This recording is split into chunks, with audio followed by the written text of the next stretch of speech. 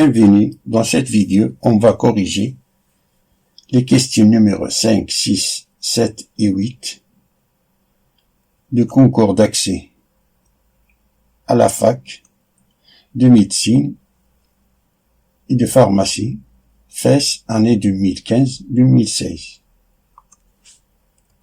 La question numéro 5 nous dit l'ensemble des points M de l'espace tel que le produit scalaire de vecteurs MA, MB est égal à 0 avec A est différent de B est égal à.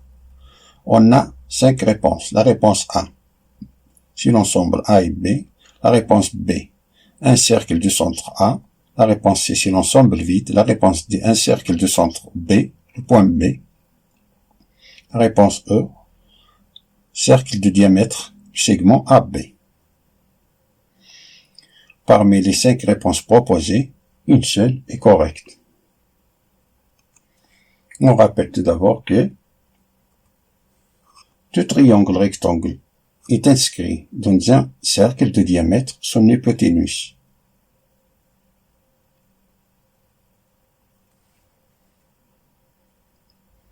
Alors, on suppose que le point M est différent de 1 et différent de B. Alors, l'ensemble des points M de l'espace vérifiant produit scalaire de vecteurs MA et MB est égal à 0, ce qui veut dire que le vecteur MA et le vecteur MB sont orthogonaux. Ce qui veut dire que le vecteur MA est perpendiculaire au vecteur MB, ce qui veut dire que la droite MA est perpendiculaire à la droite MB. Donc les points M, A et B forment un triangle rectangle OM, car le point M se répète. Par suite, le triangle MAB est inscrit dans un cercle de diamètre, le segment AB. Si le point M est égal au point A, ou bien M est égal au point B, c'est-à-dire M, c'est l'un des extrêmes des segments A et B.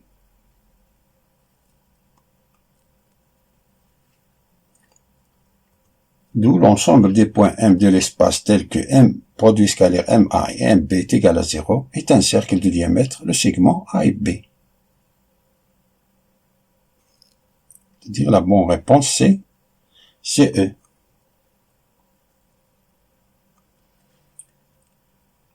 Mais supposons qu'on ne connaît pas cette propriété-là. Que tout triangle rectangle est inscrit dans un cercle de diamètre son hypoténuse. Alors, soit garanti le milieu du segment A et B. Donc, on a le vecteur IB est égal à moins le vecteur IA.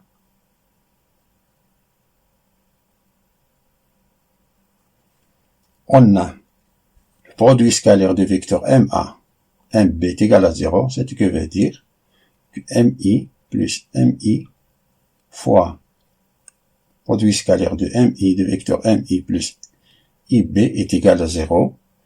Ici, on a appliqué la relation de Chasles. Si on a appliqué la relation de Chasles, ici lui-même, la relation de Chasles.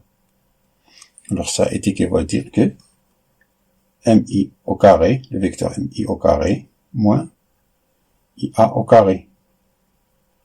On a ici A plus B fois A moins B. Le vecteur MI au carré moins le vecteur IA au carré est égal à 0. Ce qui veut dire ça c'est le module. C'est MI au carré moins le module de IA au carré. Ce qui veut dire que le vecteur MI, le module de MI au carré est égal au vecteur au module de vecteur IA au carré, ce qui veut dire que la distance MI est égale à la distance IA. Comme les points I et A sont connus, par suite, on a IA est constante. Donc le point M est situé à la distance IA de point I. D'où le point M appartient au cercle de centre I et de rayon EA Et comme I est le milieu du segment A et B, alors, on peut déduire que l'ensemble des points M de l'espace tel que le produit scalaire du vecteur MA, MB est égal à 0 est un cercle de segments A et B.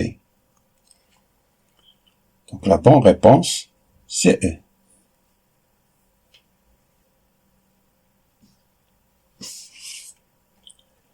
Passons à la question suivante. Qui nous dit, on a deux urnes U1, U2, qui contiennent 12 boules, qui sont indiscernables au toucher. L'urne U1 qui contient 4 boules rouges et 3 boules vertes.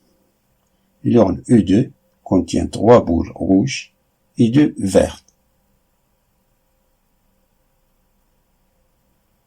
Donc, la probabilité de tirer 3 boules rouges est, on a 5 réponses. Parmi les 5 réponses proposées, une seule est correcte. Pour l'urne U1, soit oméga, l'univers de probabilité de cette expérience aléatoire, chaque tirage, il est une combinaison de 2 boules choisies parmi 7.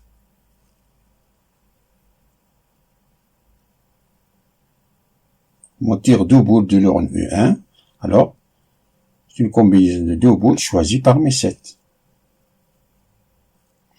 Donc, cardinal de oméga 1, c'est la combinaison de 2 parmi 7, ce qui est égal à l'arrangement de 2 parmi 7 divisé par 2 factoriel, qui est égal 7 fois 6 divisé par 2, qui est égal à 21 possibilités. Pour l'urne E2,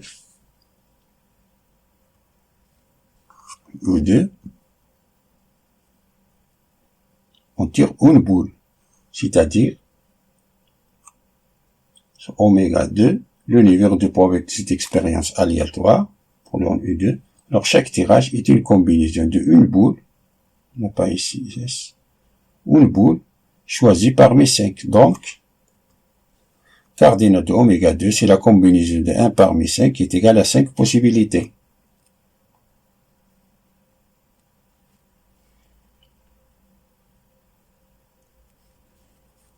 Une autre question est de calculer la probabilité de tirer 3 boules rouges. Donc, soit l'événement qu'on a de tirer 3 boules rouges. C'est-à-dire de tirer 2 boules rouges de l'urne U1 et d'y tirer une boule rouge de l'urne E2. Comme le tirage est simultané, alors l'ordre n'est pas important. On va tirer 2 boules rouges de l'urne E1 et une boule rouge de l'urne E2. Le mot I se traduit algébriquement par la multiplication. Donc, cardinal de A, c'est la combinaison de 2 parmi 4. 2 parmi 4 les boules rouges. On va tirer 2 boules rouges parmi 4. Et 2. Une boule parmi 3. Car pour de l'urne E2, on tire une seule boule. Donc, une boule parmi 3. Ça est égal, c'est l'arrangement de 2 parmi 4 divisé par 2 factoriel. Ça c'est 3. Alors on a ça c'est 4 fois divisé par 2 fois 3. Ça c'est 12 divisé par 2, c'est 6. 6 fois 3, c'est 18. On a 18 possibilités. Comme les boules sont indiscernables au toucher, signifie que chaque boule a la même chance que les autres d'être tirées, ce qui fait qu'on est dans un cas de probabilité. Donc, la probabilité de l'événement A, tirer 3 boules rouges, c'est le cardinal de A divisé par le cardinal de oméga 1 fois le cardinal de oméga 2. Pardon, ici on a oméga 2. Ici on a oméga 2. Ça qui est égal 18 divisé par 21 fois 5, qui est égal, ça c'est 6 fois 3, et ça c'est 7, 21 c'est 7 fois 3, 18 c'est 6 fois 3, et 21 c'est 7 fois 3, on peut simplifier les 3, alors ça nous donne 6 divisé par 7 fois 5. Ça nous donne 6 divisé par 35. Donc, la bonne réponse, c'est A. Ici, on a cardinal. Ne pas oublier qu'ici, on a cardinal de oméga 2. C'est cardinal de oméga 2. Passons à la question numéro 7. Il dit le nombre complexe 1 plus exponentielle de 2015 IP est égal à. On a 5 affirmations. L'affirmation A est strictement positive, l'affirmation B imaginaire pure, non nulle, l'affirmation C strictement négative, l'affirmation D nulle, l'affirmation E est égale à 2.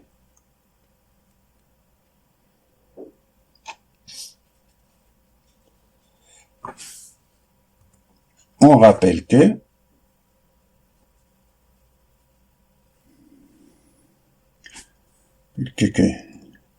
cos de 2 kpi plus alpha, c'est cos de alpha, et sin de 2 kpi plus alpha, c'est sin de alpha. Pas oublier, K c'est une appartenant à Z. Et cos de pi plus alpha, c'est moins cos de alpha, et sin de pi plus alpha est égal à moins sin de alpha. Ici, car on a sin et cosinus, c'est deux fonctions périodiques, de fonctions trigonométriques de période de pi. Pour cela, on a ici 2 kpi, 2 kpi.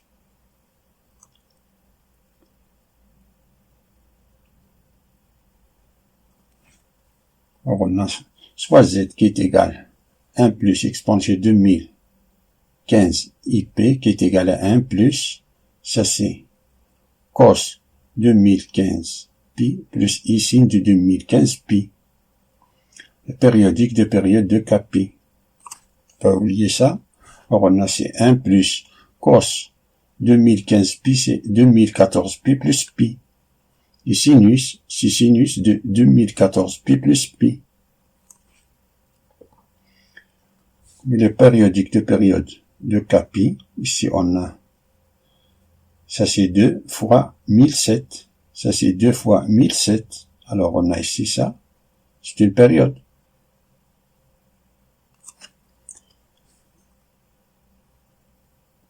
Si on prend K est égal à 1007.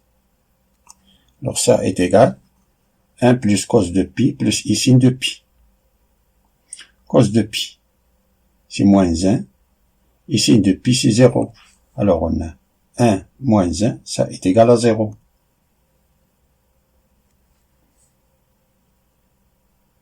Donc Z est un nombre nul. Donc la bonne réponse c'est D. Passons à la question numéro 8. La solution générale de l'équation différentielle y seconde plus 2pi y plus pi au carré y est égal à 0 et l'ensemble des fonctions est défini sur R par. On a 5 réponses. Parmi les 5 réponses proposées, une seule est vraie.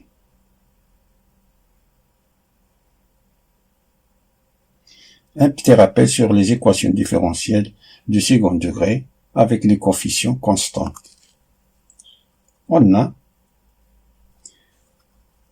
l'équation différentielle A, B et C sont constantes. Second degré avec A et B et C sont constantes. C'est une équation caractéristique et de la forme AR carré plus BR plus C est égal à 0.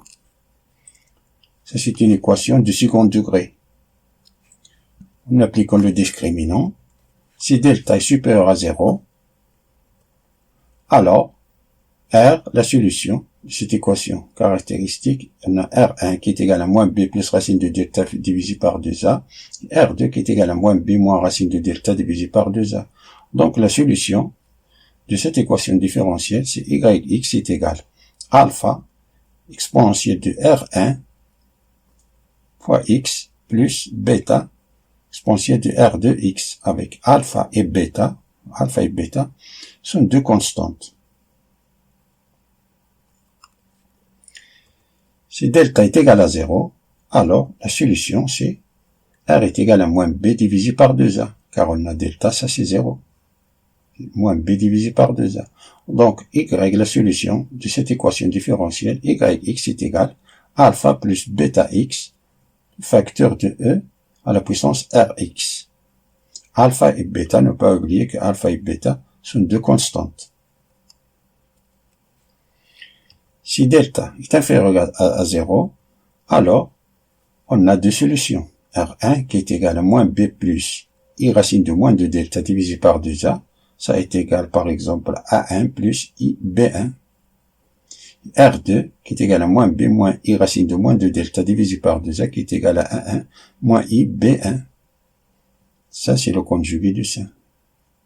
R2 c'est le conjugué de R1. Donc notre solution YX est égal à alpha fois l'exponentielle de R1X plus bêta exponentielle de R2X avec alpha et bêta appartenant à R. Ou bien, sous forme trigonométrique, exponentielle trigonométrique, YX est égal à la puissance A1 fois X facteur de alpha cos B1 X plus I bêta signe de B1 X. Alpha et bêta sont deux constantes. Alors passons à la résolution de cette équation différentielle. Son équation caractéristique est R carré plus 2pi R plus P au carré est égal à 0. Alors, le discriminant, on a delta est égal B au carré, c'est-à-dire 2pi au carré, moins 4 A fois C, moins 4 fois 1, fois pi au carré qui est égal, ça c'est 4pi au carré, et ça c'est moins 4pi au carré qui est égal à 0. Donc, solution R est égale à moins B, c'est moins 2pi, divisé par 2A, divisé par 2, ça est égal à moins pi. Par suite, YX est égal à X plus B, exponentielle de moins pi X. Moins pi X. A et B sont deux constantes.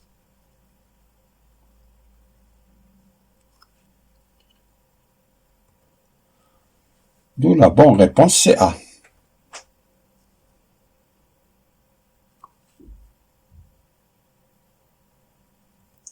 Cette vidéo est terminée. Merci de l'avoir regardée et à bientôt.